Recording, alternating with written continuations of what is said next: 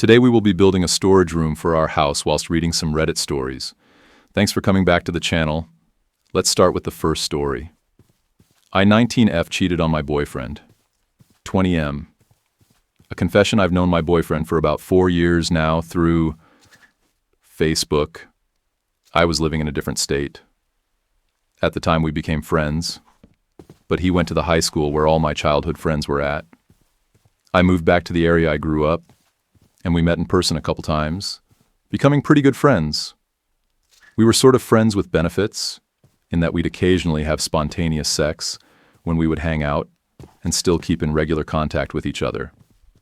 June of last year, after a couple months of not seeing each other, he asked me to go out with him to a theme park in my city, to which I promptly and excitedly accepted. We spent all day with each other, all night with each other, and I brought him home with me. I still live at home with my dad and younger brother, and my dad was okay with him being over. He had moved over an hour away from our neighborhood for school, so if I hadn't brought him in, he would have slept in his car until it was light enough out to drive. I hadn't been in a serious relationship before, and had experimented a bit in terms of sex, so I was over with no strings attached sex and wanted to stick with one person regularly. I pitched this idea to him, and he agreed. Within a month, he asked me to come with him to meet his family, so I went with him. I only slightly knew his brother from a previous encounter, so meeting a bunch of new people was a bit overwhelming. Plus, I kept being referred to as his girlfriend, which we hadn't talked about, but he didn't correct them. So I was a little confused, but didn't say anything. Same thing kept happening for the next couple weekends when I'd get introduced to more family at parties and social gatherings. I'm referred to as the girlfriend. He doesn't say anything. I don't say anything. He could tell something was bothering me, and we talked briefly about the fact that we're a couple without the title. And the following weekend, he started calling me his girlfriend in public. He didn't ask me out officially or anything, but I didn't really care about that. I get offered a job at an adult store relatively close to my house, which was cool because free job, and he didn't mind. Was just uncomfortable at the fact that it was a sex shop. My family wasn't thrilled either. Fast forward to November, 2 new guys get hired and happen to be attractive twin brothers, 24 years old for the record. The older one, twin A, I work 2 nights a week with. The younger one, twin B, I met by chance when I came up to get my check. Twin B was super nice and started texting me on a regular basis when he got my number out of the employee contacts folder to ask for some help in his first couple of shifts. He was in the military, is a drummer in a band with his brother, and has been dating someone for over a year. Twin B started getting really sweet with me, and I realized I started getting infatuated with him. Finding reasons to bring up flaws, my boyfriend has to make it seem like my relationship was toxic or horrible or something. Thanksgiving rolled around and I went on a camping trip with my dad, his girlfriend, and her family, and my boyfriend said he wasn't going to be able to come. Surprise. He shows up a day later. The trip was 4 days total, and I was so happy he could come. But the following weekend, he said he didn't want to see me because he wanted to work on a project car his brother bought. Since that June, we have seen each other every weekend, and this would be the first time we haven't seen each other. I took this really hard and started getting really irritated with him over every little thing. A week before Christmas, I met up with Twin B and wound up having sex with him. We saw each other, did the deed, and left. There wasn't any emotion behind it, besides his texts, telling me it was great, and me agreeing and such. But the following day, when my boyfriend came to see me, was when it clicked what really happened. I just fucking cheated. I have never cheated before, and felt like total scum for doing it now, especially after promising I wouldn't do something like that to him. The guilt was so much that the Sunday before Christmas, while we were out Christmas shopping for our families, I pretty much just blurted it out. He definitely looked like he just got hit by a train, and just thinking about the hurt I've probably caused him made me cry. About 4 or 5 times, over the course of me explaining myself. Eventually he told me that we could still be together as long as I told Twin B we couldn't speak anymore. I stopped contacting him, and I quit my job. The job part I told him I couldn't do, because I needed the money, and I never worked with Twin B anyway. Christmas comes, and I find out my boyfriend bought me some really expensive stuff after I had told him what I did, which just blew my mind. He still really wants to be with me? Twin B is still texting me, although we're not friends on any social media. Turns out he's cheated multiple times during his relationship, and he still plans on marrying his current GF and doesn't plan on telling her about any of the times he's cheated. A part of me wanted to find out who she was and tell her, but I realized that's wrong and his problem to deal with, or not deal with. The couple of times he's tried to have a conversation with me, I would be polite, but brief, because I didn't want to talk to him, deleting the conversation after, in fear of my boyfriend seeing it and breaking up with me for it. Obviously, there are now trust issues with me and my boyfriend, but we are still together by this time and trying to make things run as smoothly as possible. Well, guess what happens? An old friend pops up on a messaging app, we catch up, and send current safe-for-work pictures of each other to show what we currently look like.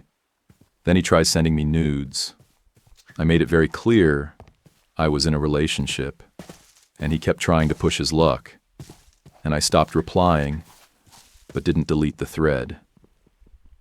My boyfriend read it and gave me the cold shoulder all day, even though we still went to late lunch and a movie together. He walked me to my door and kissed me goodnight and everything. The following evening, I went on a walk with my best friend and told her what happened, and she thought that he overreacted, to which I agreed, but was still nervous about the whole thing.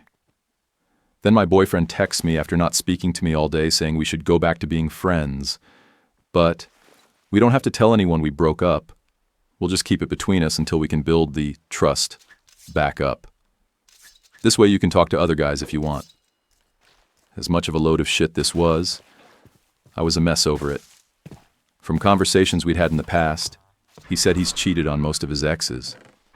Now, the one relationship he decides he really should be faithful, he gets cheated on.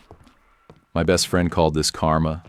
I say it's just a coincidence and me being a shitty person. The day after he breaks up with me, and I spend all day sleeping, crying, like a stereotypical teenager after a breakup, he asks to stay at my place to settle some court date that happened when he was younger. Completely irrelevant to this post, but he wound up staying at my place for 3 days. The first night he was here was hard. We had sex, but barely talked that morning at all. He wound up taking me to lunch. The second day was easier. We went to eat out again, and I had an alumni meeting for my school to go to, which I invited him along to. It was nice. The third day, we hung out around my dad and brother. My dad knew we broke up, and I cooked him food. When we were alone, we talked about our relationship. I admitted to him that while I felt like cheating on him was the worst decision I've ever made, and there won't be a day I won't regret it, us being together would be better to build the trust back up than being together and not telling anyone about it. After a bit, we came to terms with each other and got back together officially. Today we're still together and doing fine, but honestly, every day I think about what a horrible thing I've done.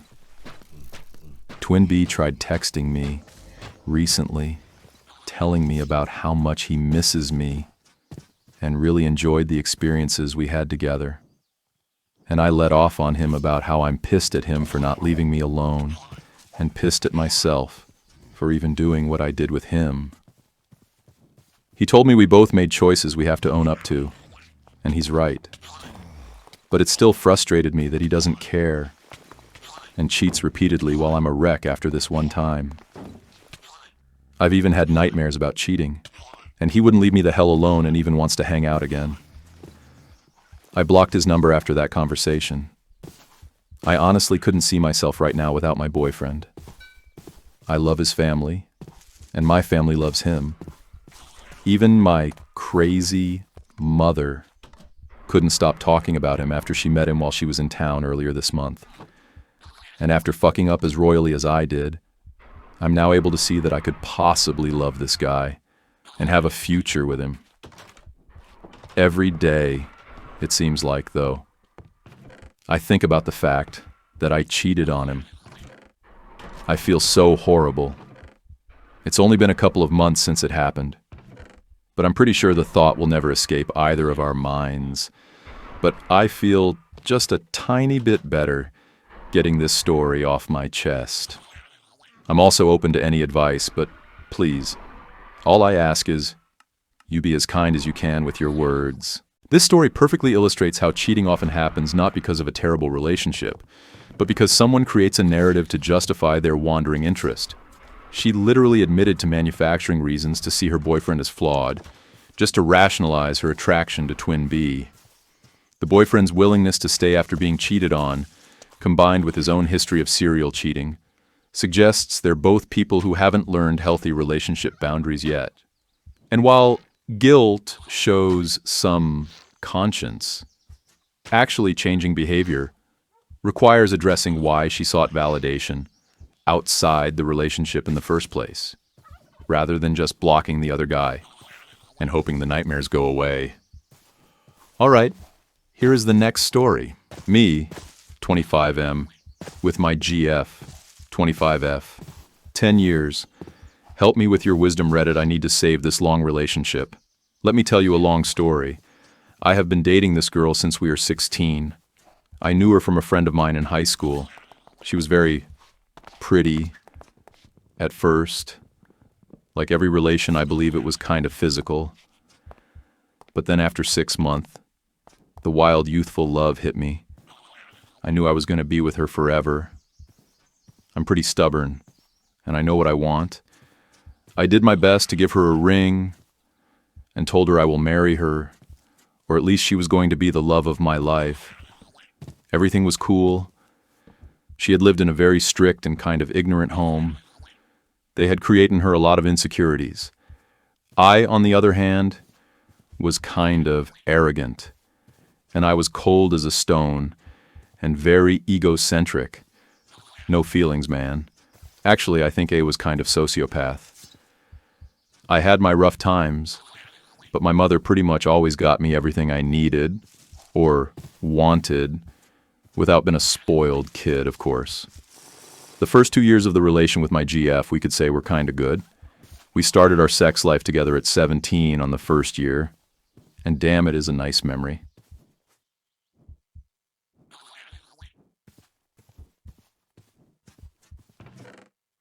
But, well, we keep going and enter college on our 3rd year of our relationship. So far, just has had a few bumps on the relation. Most of them are parents. We were very young, and we had to keep seeing us on our parents' homes. Also, we lacked the maturity to step up. I was kind of more mature, but still kind of let me intimidate by the opinion of my mother. My GF and I always had the same goals. Education first. No kids until we are filthy rich. Or no kids at all. We are atheist. So no rough edges to smooth. Now also keep in mind she has been kind of unhealthy since almost the first year we met. She had been having a bit of trouble with her health. Most of it related with her period. Nothing too serious. Also keep in mind our first 3 or so years of college. My mother has been helping her economically since her parents are kind of reluctant of college studies. Her father was paying the bills of the monthly fees, but I guess, though the materials were free or something, her mother has never been too much helpful with money for the matter. Barely something. On the first years, of course. Then after getting over a bit with our parents' problems, we were on our 4th year of the relationship. The sex has gone down on the frequency. But while it was there, she never was too active besides the beginning. But I'm a freaking addict. Also, I'm a very sweet guy. I can go really angry, but I will tell that later. I hug and touch a lot, massages and stuff like that. She has always been a bit apart on that matter. She occasionally scratched my scalp, which is my favorite, or hug me, but is not the impulse. I'm okay with this, since I know what she feels, and I know where she comes from. So it's no surprise that hugs are not common from her. We are in our 5th or 6th year of the relationship, roughest times of all. My mother went overboard with the attitude she is kind of a control freak and interferes too much. Then I crack. I didn't talk to her in 2 years. Living on the same home and still living of her income, I was open to quit college and live under a bridge if she decided so. But I will not talk after what she did. Oh, sure. To make it short, we had a huge discussion because of how my relationship with my GF was. And she told me my GF was controlling me. Blah, blah. I have always went between my mother and my GF to avoid trouble. But this time, I just let the horse loose. They both fight. My GF was staying for a week in my home. She's always had a very rough relationship with her parents. My mother was kind of like hers too for a while. Day 2 of that week, and my mother kicked her out of my home. Okay, 2 years not talking to my mother from there. Also before that time. A year or so, my GF had been complaining a lot about my mother. I tried to interfere, and my GF took a very hostile position that didn't help at all. So 1 year before the incident, we were having strong fights where I just lost it and punched walls almost every discussion.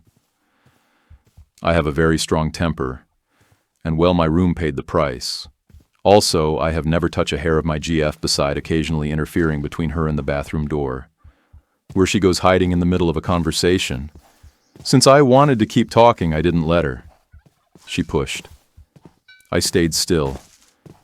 Kind of a silly fight, but for me is the roughest contact we ever had. Well, 2 years. Wonderful. For my GF. She was finally getting along a bit more with her parents, and I was spending every time we met at her home. They are a lot less controlling. So it was pretty chill. I actually built my relation with my in-laws in that time. For me, hell. I tell you, I had to start moving on the city by myself. Really shitty public transport, and very dangerous. Not talking to my mom, really short on money. Less the college. My mother had always had the same goal pay for my whole studies, and I had the same goal. Even if we have been very angry, we keep an honor code of I do my best to complete my studies, and she feed me and pay for them. My mother is a really great mother. Don't get me wrong, it's just she did not deal with my relationship well. Those 2 years come to an end on December. When I decided it was enough ICE law, I talked to her and arranged a reunion with my GF to fix everything. We got together very emotional, and we fixed a lot of issues, a healthier relation established. Next year, my GF was happy, but all those rough edges from that period, the one before, and also a bit more at the beginning, was starting to drag up. This year, we fix everything. My sis got into the worst self-destructive period. My mother, my GF, and I tried to help, but all was a mess, and my GF kind of felt secluded from the family. At the end of that year, like 2 years ago, she gets over it, kind of, and she stepped aside of all of us. My sis is about 16. My mother, the worst dealing with the situation, finds a professional. Awful. We fixed it ourselves and family. Okay, finally to where I'm coming. This last 2 years, 8th to 10th of the relationship, my father-in-law almost died from a heart attack. My GF gets diagnosed with high blood pressure and started to have some more issues with her health, headaches, etc. Sex now is a good memory. Since we didn't have much money, she got scared of falling pregnant after using the same treatment for so many years. She decided, and I can't agree, to stop vaginal sex. Now is just mouth fun. Then 1 year after that, complete celibacy. Okay, that is kind of the story, 10 years, right? So there is a lot left out. But let me explain how things are now. No sex. My GF is very picky. And she has been always kind of hard to deal with.